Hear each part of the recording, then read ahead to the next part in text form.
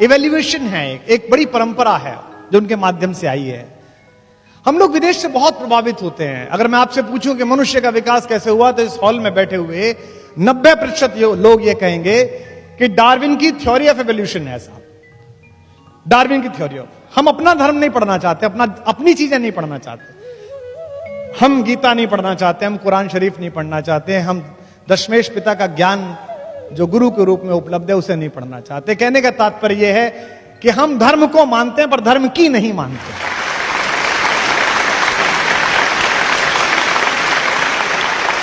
लेकिन आप ध्यान से देखें तो भारत में जो दशावतार की परंपरा है, जो हजारों वर्ष पहले, लगभग 5-6 हजार वर्ष पहले, तो इसकी कार्बन रेटिंग के प्रमाण है जिसके लिखे जाने के। डार्विन तो अभी आए हैं 100-200 साल पहले, वो बताकर गया है कि मनुष्य कैसे बना। जैसे डार्विन क्या कहता है, पश्चिम क्या कहता है कि जीवन सबसे पहले कहां शुरू हुआ? जल में शुरू हुआ, पानी में शुरू हुआ। हमारा पहला अवतार कौन है? मत्स्य अवतार, मीन, मछली कहां पैदा हुई? पानी में पैदा हुई। फिर उसके बाद कहता है कि आगे बढ़ी थोड़ी सी प्रकृति, तो एक ऐसी चीज पैदा हुई जो पानी में और जमीन पर दोनों चल सकती थी। क्या नाम है उसका? कछुआ, कच्छप अवतार। मीन, कमठ, सूकर, नरहारी। उसके बाद क्या आया? तीसरी चीज जो पानी, जमीन और कीचड़ तीनों को भेज सकता है, वो कौन है? वराह अवतार जिसे कहते हैं, सूकर। और उसके बाद मनुष्य बनना प्रारंभ हुआ, लेकिन पूरा नहीं बना। आधा पशु रहा, आधा मनुष्य बना। कौन बना? नरसिंह अवतार। देखिए थ्योरी ऑफ एवोल्यूशन चल रही है, अपने आप चल रही है, जो विदेशी समझ में नहीं आए। यहां तक आधा मनुष्य बना, अब पूरा मनुष्य बनेगा, लेकिन पूरा नहीं बन रहा, वो छोटी हाइट का बन रहा है। कौन पैदा हुआ? वामन अवतार। वो छोटा है, उसकी हाइट अभी बड़ी नहीं है। वामन के बाद कौन हुआ? एक ऐसा पुरुष जिसे कहते हैं केवमैन, गुफा मनुष्य, जो कम कपड़े पहनता है, गुस्से में रहता है, हर समय कुलाड़ा हाथ में लिए लेता है, जिसका अपनी इंद्रियों और अपने क्रोध पे काबू नहीं है, जो अपने पिता के कहने पर मां की तरफ कुल्हाड़ा लेके चल देता है। कौन पैदा हुआ? परशुराम पैदा हुआ। देखिए आप, आगे चल रही है, जिनको समझानी पड़ी लक्ष्मण को कि ज्यादा उंगली मत दिखाओ, यहां कुम्हण बतिया को नहीं।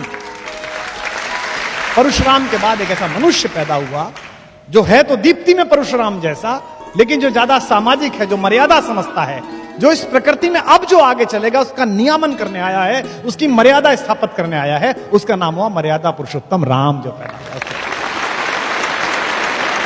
तो एक तरीके से डार्विन की थ्योरी के साथ साथ आगे बात चल रही है। लेकिन राम कैसे हैं? राम शांत रहते हैं, प्रिंस चार्मिंग है, मुस्कुरा देते हैं, ज्यादा गुस्सा आते हैं, बड़े सीधे हैं, बड़े सरल हैं, सीधी बात करते हैं, विनम्र हैं।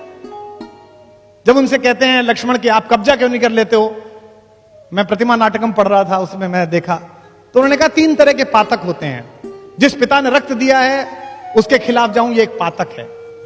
जिस मां ने मुझे सगी मां से भी ज्यादा प्यार से पाला है, उसके खिलाफ जाऊं, ये एक पातक है। और पाप जिसकी सोच की सीमाओं के बाहर खड़ा होकर पराजित भाव से देखता है, उस भाई भरत के खिलाफ जाऊं, ये भी एक पातक है। तू मेरा भाई है, बता दे कौन सा पातक करके मरूं, बता कैसे करूं।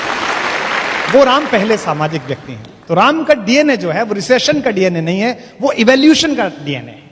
इसलिए उनमें अपने घर के सारे लक्षण हैं।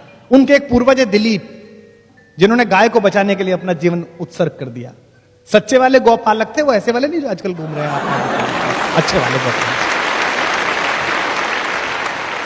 वो उसकी तरह गौ प्रेमी है, गाय को बचाने का संकल्प कहते हैं। विप्र धेनु सुरहित लीन मनुज अवतार। तुलसीदास जी ने कहा विप्र, धेनु और देवताओं और संतों के हित में अवतार लिया है। दूसरे, वो अपने सबसे पुराने पूर्वज हरिश्चंद्र, जिन्होंने मणिकर्णिका घाट पर अपनी पत्नी से टैक्स मांग लिया था, और जब उन्होंने उस साड़ी को फाड़ा, वहीं से सतयुग के समापन की घोषणा हुई।